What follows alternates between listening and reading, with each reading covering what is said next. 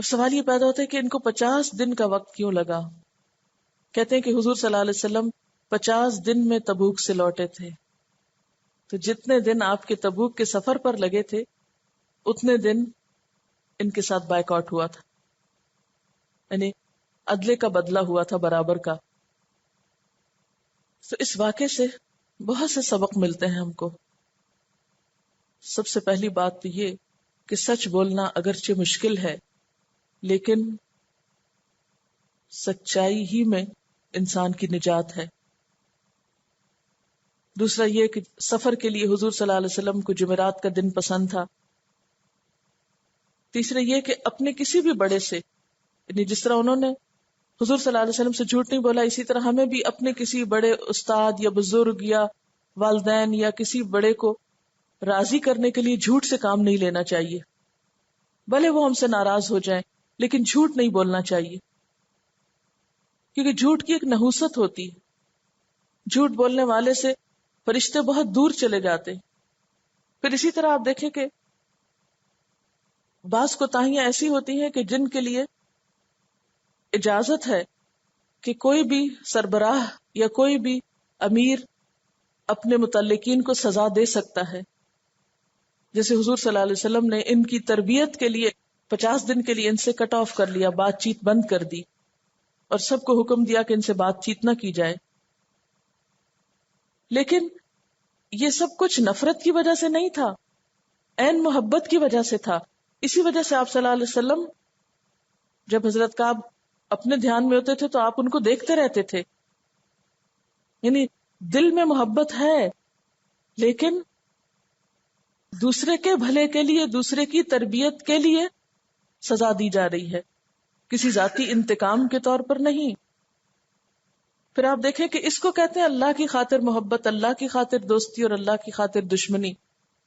کہ قتادہ گہرے دوست ہیں لیکن اللہ کا حکم اور اللہ کے رسول صلی اللہ علیہ وسلم کے حکم کے بعد تنہائی میں بھی، اکیلے بھی وہ بات کا جواب نہیں دیتے. اس پر ہم اپنی دوستیوں کو پرکھیں. عموماً ہم جب اپنے گھروں میں ہوتے ہیں یا کلوز سرکل میں ہوتے ہیں تو ہم بعض اوقات کسی کا مذاق اڑا دیتے ہیں، کسی کی غیبت کر جاتے ہیں، کسی کے ساتھ اور کوئی برا بھلا کر جاتے ہیں اور سوچتے ہیں کہ اپنے ہی بیٹھے ہوئے ہیں نا، کھل کے بات کر لو. تو جس شخص کے دل میں اللہ کا ڈر ہو وہ ہر جگہ اللہ کے خوف سے ہی بولتا ہے. وہ کہیں بھی ایسی کھل کے بات نہیں کرتا کہ جس میں کوئی جھوٹ ہو یا کسی کا مذاق اڑانا ہو یا کسی کی توہین ہو یا کوئی بھی ایسا غلط کام ہو. پھر اسی طرح آپ دیکھیں کہ ایک طرف پورا شہر ناراض ہے اور دوسری طرف ایک دوسری مملکت کے بادشاہ کا خط ملا ہے، لیکن کس طرح وہ اس شاہی پیغام کو بھی ٹھکرا دیتے ہیں اور اس خط کو نشانی کے لیے بھی پاس نہیں رکھتے، اٹھا کے تنور میں پھینک دیتے ہیں، راستے میں ہی، گھر تک نہیں لے کے جاتے. کہ یہ ایک اور بڑی آزمائش، کیونکہ شیطان ایسے موقعوں پہ خوب بہکاتا ہے. دیکھو تمہارا کسی نے خیال نہیں رکھا، تمہاری کسی نے پرواہ نہیں کی، تمہاری کسی نے نہیں سنی، تمہاری پچھلی قربانیوں کو نظر انداز کر دیا گیا ہے، لہٰذا تم بھی ان کو چھوڑ دو. اور پھر آپ دیکھیں کہ آپ صلی اللہ علیہ وسلم کے ساتھیوں میں، صحابہ میں ڈسپلن کتنا ہے کہ اگر کسی کام کو کرنے سے روک دیا گیا تو بس سب رک گئے، اور جب کرنے کا حکم دیا گیا تو ایک سے ایک آگے بڑھ کے دوڑ رہا ہے کہ یہ نیکی کا کام میرے ہاتھوں ہو جائے. پھر اسی طرح اس سے یہ بھی پتہ چلتا ہے کہ نیک کاموں کی تکمیل میں ایک دوسرے کو مبارک دی جا سکتی ہے.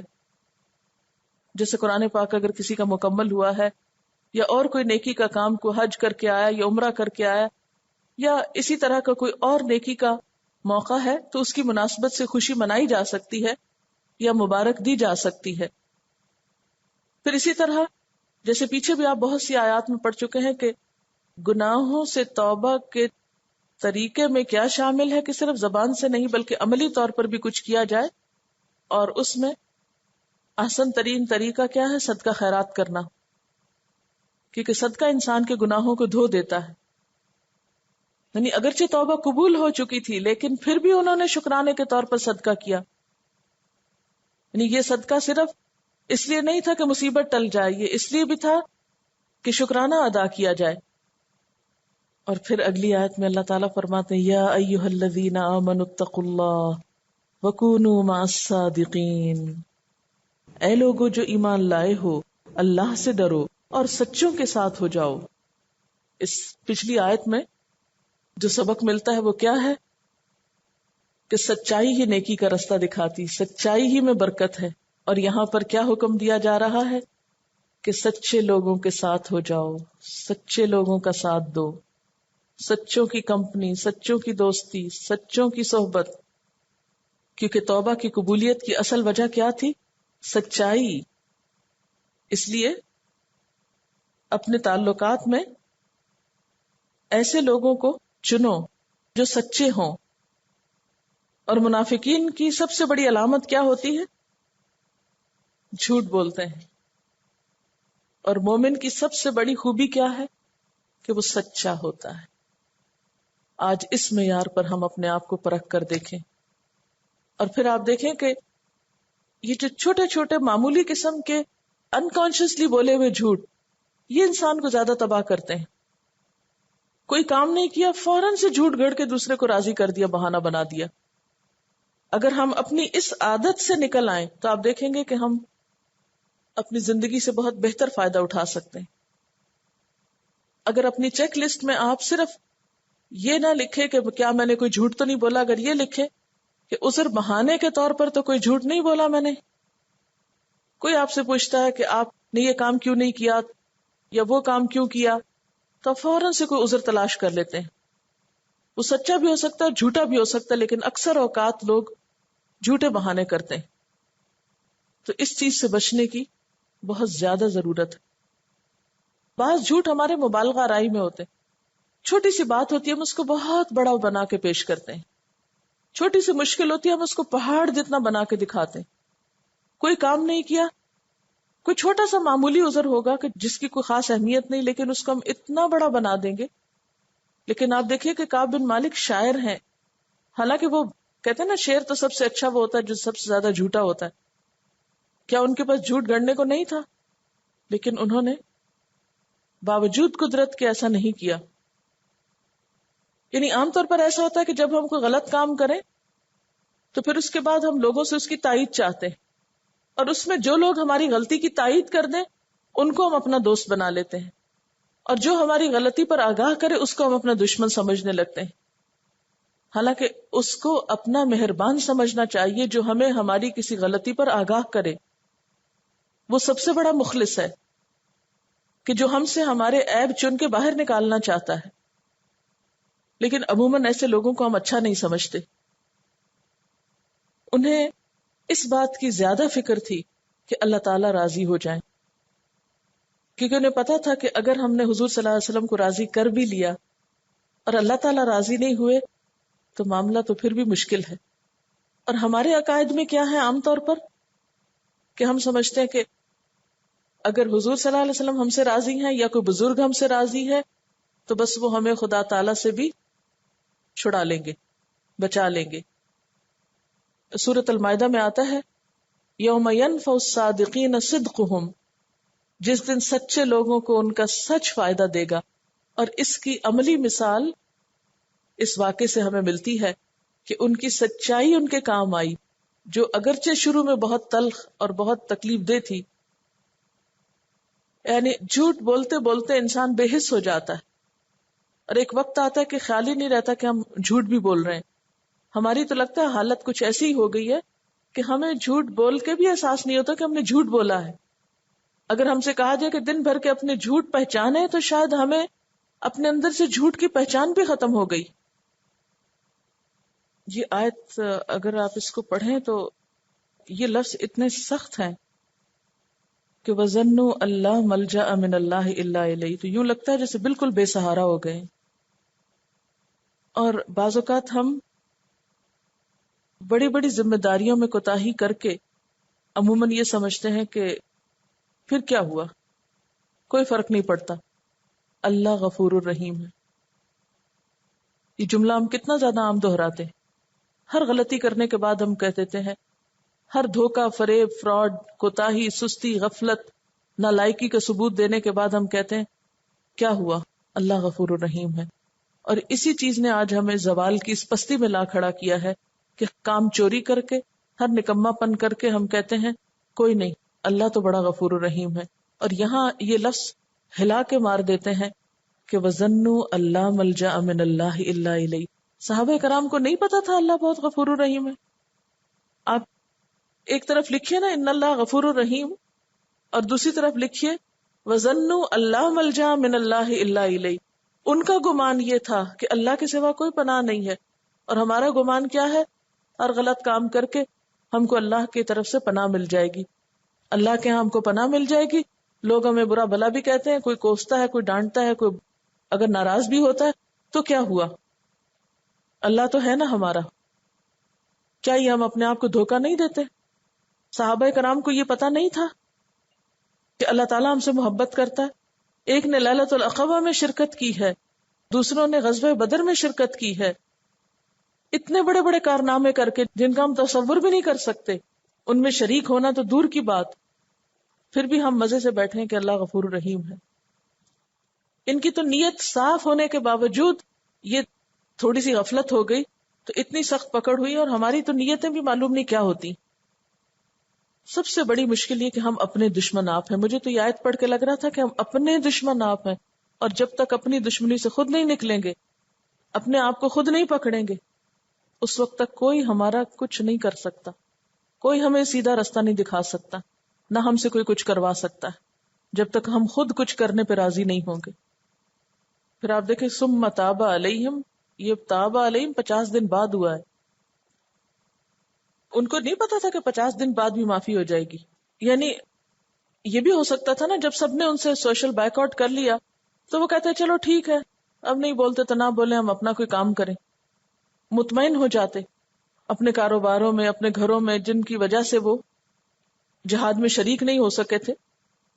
یا پھر یہ ہے کہ وہ شاہ غسان کا خط آیا تھا وہاں چلے جاتے، یا یہ کہ کچھ منافقین کے ساتھ مل کر ایک اور گروپ بازی کرتے. ہمارے یہاں تو یہ بھی ہوتا ہے نا کہ اگر آپ کسی کو ڈسپلن کی خاطر تھوڑا بہت ٹائٹ کریں تو وہ فوراً بغاوت کر کے کسی دوسرے سے جا ملے گا. اس وجہ سے بھی تربیت کا وہ معیار اور پیمانہ نہیں ہے جو واقعی کسی کام کرنے والی قوم کے اندر ہونا چاہیے. لیکن انہوں نے ایسا کچھ بھی نہیں کیا. اللہ اور اس کے رسول صلی اللہ علیہ وسلم سے دوری کے احساس نے انہیں اتنا پریشان کیا کہ انہیں دنیا کی کسی چیز میں بھی چین نہیں آتا تھا، نہ گھر، نہ بار، نہ باغ.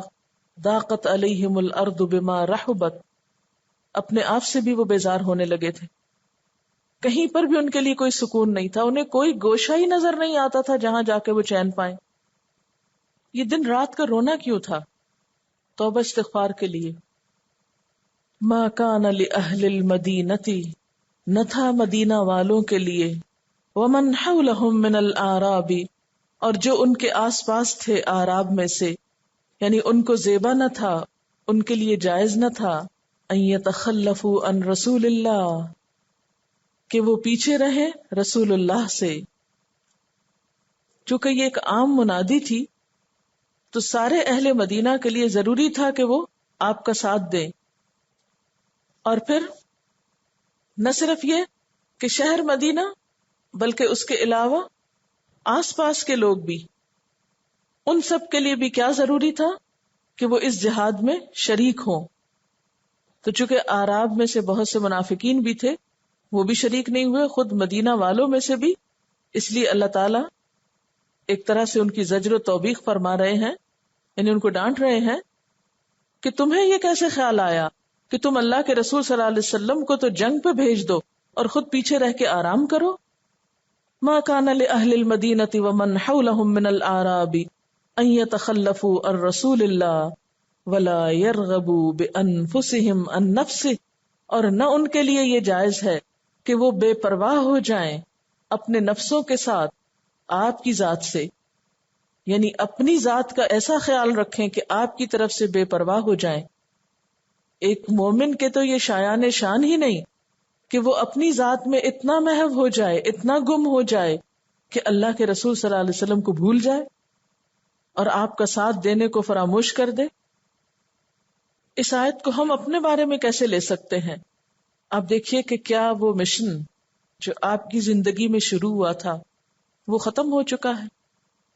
جس کام کے لیے آپ تشریف لائے تھے وہ کام مکمل ہو گیا ہے، پوری دنیا میں ہو چکا ہے. اب کسی کو ہدایت کی ضرورت نہیں. اللہ تعالیٰ نے تو پیغمبر بھیجنے بند کر دیے ہیں. اب یہ کام کس کو کرنا ہے؟ ہمیں کرنا ہے. لیکن ہم سب دیکھیں کہ جتنا ہم اپنی ذات کے لیے تھکتے ہیں، اپنے گھر کے لیے، اپنے خاندان کے لیے، اپنے مشاغل کے لیے، کیا ہم میں سے کوئی اتنا اللہ کے دین کے لیے بھی تھکتا ہے؟ ہماری ترجیحات اور ہماری پرائرٹیز کیا ہیں؟ ہم آپ کے مشن کے وارث ہیں. جو کام آپ کرنے آئے تھے وہ کام آپ کی امت کو دیا گیا ہے. لیکن آج امت اپنی ذات کو عزیز رکھے ہوئے ہے بنسبت اس کے کہ آپ کا نام بلند کرے. ذالک بانہم، یہ اس وجہ سے ہے کہ وہ لا یصیبہم ظمأ، نہیں پہنچتی ان کو کوئی پیاس، ولا نصب، اور نہ کوئی تھکاوٹ، ولا مخمصۃ، اور نہ کوئی بھوک، فی سبیل اللہ، اللہ کے راستے میں، ولا یطؤون، اور نہیں وہ چلتے، موطئن، چلنے کی جگہ، یغیظ الکفار، کہ غصہ دلائیں کفار کو، ولا ینالون، اور نہیں وہ لیتے، من عدو، دشمن سے، نیلن، کچھ لینا، یعنی مال غنیمت وغیرہ یا انتقام، الا، مگر کیا، کتب لہم، لکھ لیا جاتا ہے ان کے لیے، بھی، اس کے بدلے، عمل صالح، عمل صالح، نیکی. ان اللہ لا یضیع اجر المحسنین، بے شک اللہ محسنین کا اجر ضائع نہیں کرتے. بے شک اللہ تعالی محسنین کا اجر ضائع نہیں کرتا. اس سے کیا پتہ چلتا ہے کہ ان لوگوں کے لیے جہاد سے پیچھے رہنا اور حضور صلی اللہ علیہ وسلم کا ساتھ دینا کیوں ضروری ہے؟ کیونکہ اس کام میں کوئی چھوٹی سے چھوٹی قربانی بھی رائے گاہ نہیں جاتی. یہ سمجھتے ہیں کہ ساتھ جا کر یا وہ کام کر کے یا تھک کے یا بھوک پیاس کاٹ کے ان کو کوئی نقصان ہو رہا ہے. نہیں، اس راستے میں اگر کسی کو پیاس بھی لگے یا تھکاوٹ بھی ہو جائے یا بھوک لگے، یا جب وہ دشمن کے مقابلے پر نکلے اور ان کا صرف نکلنا ہی دشمن کو ناراض کرے، یا یہ کہ دشمن سے کوئی مال غنیمت لیں یا جنگ کر کے ان سے انتقام لیں، تو یہ سارے کام ایسے ہیں کہ جن کے بدلے ان کے لیے نیکیاں لکھی جا رہی ہیں. یہ تو ان کا اپنا فائدہ ہے، یہ کسی پہ احسان تو نہیں کر رہے، اور پیچھے رہ کر یہ اپنا ہی کچھ بگاڑ رہے ہیں. غزوہ تبوک میں پیچھے رہنے والوں میں ایک ابو خیثمہ انصاری بھی تھے. آپ صلی اللہ علیہ وسلم کی روانگی کے بعد وہ اپنے باغ میں گئے. وہاں خوشگوار سایہ تھا. بیوی نے پانی چھڑک کر زمین کو ٹھنڈا کیا ہوا تھا. چٹائی کا فرش بچھایا، تازہ کھجور کے خوشے لا کے سامنے رکھے، ٹھنڈا پانی پینے کے لیے پیش کیا. ابو خیثمہ دنیاوی آسانیوں ہی کی خاطر غزوہ تبوک پہ ساتھ نہ جا سکے تھے، مگر جب آ کے اس پانی کے سامنے بیٹھے اور ان کو جانے والے اور رہنے والے کا فرق محسوس ہوا کہ وہ جا کر کتنا بڑا اجر کما رہے اور میں یہاں بیٹھا ہوں، تو اس بات کو برداشت نہ کر سکے. انہوں نے کہا، میں یہاں باغ کے سائے میں ہوں اور خدا کے بندے تو گرمی میں کوہ بیابان طے کر رہے ہیں. اور انہوں نے اسی وقت سب کچھ چھوڑا، تلوار سنبھالی، تیز رفتار اونٹنی پہ بیٹھے اور اسی وقت روانہ ہو گئے، یہاں تک کہ گرد و غبار میں اٹے ہوئے قافلہ تبوک سے جا ملے. یعنی فوراً ان کے دل میں آیا کہ میں یہ پانی پی رہا ہوں، کھا رہا ہوں اور یہ ٹھنڈک میں بیٹھا ہوں، اور میرے ساتھی اللہ کی راہ میں نکلے ہوئے ہیں.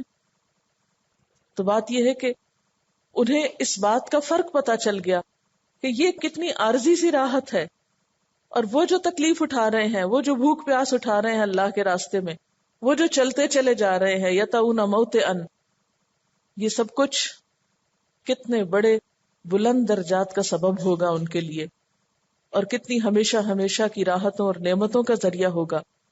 لہٰذا انہوں نے فوراً ہی سب کچھ چھوڑا اور نکل گئے. لیکن یہ احساس کتنے لوگوں میں ہوتا ہے جب وہ اپنے عیش و عشرت کے مقامات پر بیٹھے ہوتے ہیں. ہم سب اپنے بارے میں سوچیں کہ جب ہم دنیا کی کسی بھی نعمت کو حاصل کیے ہوئے ہوتے ہیں، اچھا کھانا کھا رہے ہوں، اچھے بستر میں سوئے ہوئے ہوں، آرام دہ جگہوں پر ہوں، تو ہمیں کبھی خیال آیا کہ اللہ کے رسول صلی اللہ علیہ وسلم نے کتنی قربانیاں دی، اور آج ہم صرف انہی چیزوں میں کھو کے رہ گئے. دین کی عزت کب ہوئی تھی، دین کو بلندی کب نصیب ہوئی تھی؟ جب لوگوں نے قربانیاں کی تھی. لیکن آج ہم آرام میں ہیں اور ہمارا دین، یہ بہقی کی روایت ہے عمرو بن شعیب سے، وہ اپنے والد اور ان کے والد اپنے والد سے روایت کرتے ہیں کہ نبی صلی اللہ علیہ وسلم نے فرمایا اول صلاح هذه الامة بالیقین والزہد واول فسادها بالبخل والعمل. آپ نے فرمایا اس امت کی اصلاح کی ابتدا یقین اور دنیا سے بے رغبتی کی وجہ سے ہوئی، اور اس کی بربادی کی ابتدا بخل اور لمبی امیدوں کی وجہ سے ہوگی. اس امت کی اصلاح کہاں سے ہوئی تھی، کب ہوئی تھی؟ جب یقین تھا لوگوں کے اندر. اور یہ کعب بن مالک کا سارا واقعہ یقین پر ہی تو مشتمل ہے. اور دنیا سے بے رغبتی، جیسے ابو خیثمہ، سب کچھ سامنے ہے لیکن دل نہیں لگا اس ساری رونق میں، اٹھ کے نکل گئے. اور اس کی بربادی کہاں سے ہوگی؟ بخل. بخل کیا ہوتا ہے؟ دنیا کی نعمتوں اور خیر سب کچھ اپنی ذات تک بھینچ کے رکھنا. اور لمبی امیدیں، یعنی صرف دنیا کے بارے میں لمبے لمبے منصوبے کرنا اور سوچنا. تو ظاہر ہے کہ پھر افراد تو انجوائے کر سکتے ہیں لیکن قومیں جو ہیں رسوا ہو جاتی ہیں جب یہ کردار پیدا ہوتے ہیں. اور پھر آپ دیکھیں کہ دین صرف اس چیز کا نام نہیں ہے کہ نماز پڑھ لیں ہم یا صرف چند کام کر لیں، بلکہ یہاں پر آپ دیکھیں کہ دین اس وقت تک مکمل نہیں ہوتا، دین کے تقاضے پورے نہیں ہوتے جب تک اللہ کے راستے میں پیاس، تھکاوٹ اور بھوک لاحق نہ ہو. اور اگر کبھی کسی وقت ہمیں ایسی کوئی قربانی کرنی پڑے تو ہم پتہ نہیں کتنی دفعہ اس کا ذکر کرتے ہیں، کل تو بس سارا دن میں نے کچھ کھایا ہی نہیں، آج تو کینٹین میں سب کچھ ہی ختم ہو گیا، مجھے تو کچھ ملا ہی نہیں، آج تو میں لنچ لانا ہی بھول گئی اور بس میرے ساتھ تو بہت ہی ظلم ہو گیا. یعنی ہماری گفتگو کیا ہوتی ہے؟ بار بار اپنی چھوٹی چھوٹی جو قربانیاں ہیں ان کے تذکرے. یہ اس دین کی سنت ہے، دین اسی راستے سے زندہ ہوتا ہے جب تک ہم قربانیاں نہیں کریں گے. ہم بازار گھومنے کے لیے تو بھوکے پیاسے رہ سکتے ہیں، دنیا کے اور کاموں کے لیے تو ہم تکلیفیں اٹھا لیتے ہیں، لیکن دین کے لیے اگر تھوڑی سی بھی کرنی پڑے تو ہمارے پاؤں شل ہو جاتے ہیں. اور پھر یہاں پر خاص طور پر یعنی کہ بھوک پیاس اور تھکاوٹ تو ٹھیک ہے، لیکن یہ جو ہے ان کا چلنا، ان کا دین کے لیے نکلنا، یہ جو نکلنا ہے اس کا خاص ذکر ہے، جسے دیکھ کر کفار دانت پیستے ہیں، غضبناک ہوتے ہیں، کیونکہ اس نکلنے میں بڑی شان ہے، کیونکہ اس نکلنے سے ہی تو دشمن کے دل دہلتے تھے. اسی وجہ سے آج آپ دیکھیں کہ مختلف قسم کی ریلیز ہوتی ہیں، مختلف قسم کے جو جلسے جلوس وغیرہ ہوتے ہیں، وہ کس لیے نکلتے ہیں؟ کبھی آپ سوچیں کہ کیا کرنے نکلے ہوئے سڑکوں پر؟ صرف اپنی قوت ہی تو دکھاتے ہیں، کیونکہ ایک گروہ اپنی قوت دکھاتا ہے تو دوسرا جلتا ہے، پھر وہ دکھاتا ہے تو پہلا جلتا ہے، اور یہ ہمارا جلانا آپس میں ہی ہے ایک دوسرے کو. لیکن یہاں پر کیا ہے؟ یغیظ الکفار. جب مسلمان گھوڑوں پہ سوار ہو کے ایسے علاقوں سے نکلتے کہ دشمن ان کے قدموں کی چاپ سنتے یا گھوڑوں کی ٹاپ سنتے تو ان کے دلوں کے اوپر وہ لگتی تھی جا کے. اور ولا ینالون من عدو نیلا، اور دشمن سے جو کچھ بھی وہ لیتے، یعنی ان کی جان لیتے یا انہیں قید کرتے یا شکست دیتے یا مال غنیمت لیتے. تو فی سبیل اللہ یہ سارے کام کیا ہے؟ اجر و ثواب کا باعث. ان اللہ لا یضیع اجر المحسنین، بے شک اللہ محسنین کا اجر ضائع نہیں کرتا. اور یہاں محسنین کون ہیں؟ یہ کن کی شان ہے محسنین کی؟ محسن وہ ہوتا ہے نا جو اپنے حق سے بڑھ کے کام کرتا ہے. قربانی کرنے والے مراد ہیں یہاں. ولا ينفقون نفقۃ صغیرۃ ولا کبیرۃ، اور نہیں وہ خرچ کرتے کوئی خرچ کرنا چھوٹا ہو یا بڑا ہو، صغیرۃ ولا کبیرۃ، ولا یقطعون وادیا، اور نہیں وہ کوئی وادی پار کرتے الا کتب لہم مگر ان کے لیے لکھ لیا جاتا ہے. کیا لکھ لیا جاتا ہے؟ اجر لکھ لیا جاتا ہے. لیجزیہم اللہ احسن ما کانوا یعملون تاکہ اللہ ان کے بہترین عمل کی ان کو جزا دے جو وہ کرتے رہے ہیں. یعنی مال کے ذریعے دین کی جو خدمت وہ کرتے ہیں خواہ وہ تھوڑا ہوتا ہے یا زیادہ، اور دین کی خاطر کوئی وادی جو وہ پار کرتے ہیں، جہاں کہیں وہ جاتے ہیں، ان سب کے بدلے اجر و ثواب لکھ لیا جاتا ہے. جب اتنا شوق دلایا گیا تو پھر ہر شخص کا دل چاہتا تھا کہ وہ ضرور نکلے، لازمن نکلے. اس پر اللہ تعالیٰ فرماتے ہیں وَمَا كَانَ الْمُؤْمِنُونَ لِيَنْفِرُوا كَافَّةً، اور کچھ ضروری نہ تھا کہ اہل ایمان سارے کے سارے ہی نکل کھڑے ہوتے. جب اتنا شوق دلایا گیا تو پھر سب کو کیا محسوس ہوا کہ اب شاید نیکی صرف جہاد کے لیے نکلنا ہی ہے یا جنگ کے لیے نکلنا ہی ہے. اس موقع پہ سمجھایا گیا کہ نہیں، ضروری نہیں کہ صرف وہیں پر نکلو. فلولا نفرا، پس کیوں نہ نکلا، من کل فرقتن، ہر گروہ سے، منہم ان میں سے، طائفتن ایک جماعت، لیتفقہوا فی الدین کہ وہ دین میں سمجھ بوجھ پیدا کرتے، ولینذروا قومہم اذا رجعوا الیہم اور تاکہ وہ اپنی قوم کو خبردار کرتے جب وہ ان کی طرف پلٹتے، لعلہم یحذرون تاکہ وہ بھی بچ سکیں. آپ دیکھیے کہ سورت کا اختتام ہو رہا ہے. پیچھے بہت باتیں قتال کی، جہاد کی، جنگ کی ہوئیں، اور پھر آخر میں آ کر تعلیم کی بات ہو رہی ہے. بعض مفسرین نے اس کا معنی بھی جہاد کے کانٹیکس میں بتایا ہے، اور بعض نے اس کو تعلیم کے کانٹیکس میں لیا ہے اول حصے کو. وَمَا كَانَ الْمُؤْمِنُونَ لِيَنْفِرُوا كَافَّةً، یعنی ضروری نہیں کہ جہاد کے لیے سارے ہی مسلمان نکلیں. یعنی کوئی کوئی موقع ایسے ہوتے ہیں کہ جب نفیر عام ہوتی ہے اور سب کو نکلنا ہوتا ہے، جب جہاد فرض عین ہوتا ہے. لیکن یہاں بتایا جا رہا ہے کہ ہر جہاد فرض عین نہیں، ہر قتال فرض عین نہیں. اب غزوہ بدر میں آپ نے سب کو نکلنے کے لیے نہیں کہا تھا، دیگر جنگوں میں بھی ایسا نہیں تھا، لیکن غزوہ تبوک میں سب کو نکلنے کے لیے کہا تھا. اور چونکہ غزوہ تبوک ایک طرح سے آخری جنگوں میں سے ہے، اور خصوصی طور پر جب یہ واقعہ گزرا کہ ان 3 لوگوں کے ساتھ یہ معاملہ کیا گیا تو صحابہ بہت محتاط ہو گئے، بہت چوکنے ہو گئے. اور جب بھی جہاد کا موقع آتا تو سب جانے کو تیار ہو جاتے، کوئی بھی پیچھے نہ ہوتا. تو اس پر بتایا جا رہا ہے کہ ہر جہاد اس نوعیت کا نہیں ہے کہ سب کے سب لوگ نکلیں جیسا کہ تبوک میں تھا. اب کیا ہے، حالات کے مطابق افراد کی تقسیم کرنا ہے. اور وہ تقسیم کس طرح ہوگی کہ کچھ لوگ تو جنگ کے لیے تیار ہوں گے اور کچھ دوسرے لوگ دین کی سمجھ بوجھ کے لیے.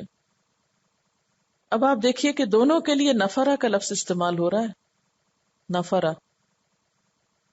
یعنی جیسے جنگ میں جانا جہاد ہے، ایسے علمی میدان میں نکلنا بھی جہاد ہی کی قسم ہے. لینفروا میں بھی نون فے رے روٹ ہے، اور نفرہ دوسرا جو ہے یہ بھی نون فے رے ہے. اب حکم کیا ہے کہ کچھ لوگ تو میدان جنگ کے لیے نکلے اور کچھ دوسرے لوگ جہالت کے خلاف جنگ کے لیے نکلیں. فلولا نفر من کل فرقۃ منہم طائفہ، چونکہ پیچھے اعراب کی بات ہوئی نا کہ یہ اللہ کی حدود سے واقف نہیں، اس لیے اپنے نفاق میں اور پکے ہو گئے. اور منافقین کے بارے میں بھی بار بار آتا ہے لا یفقہون، لا یعلمون، لا یشعرون. شعور کی کمی ہے، سمجھ بوجھ کی کمی ہے، علم کی کمی ہے.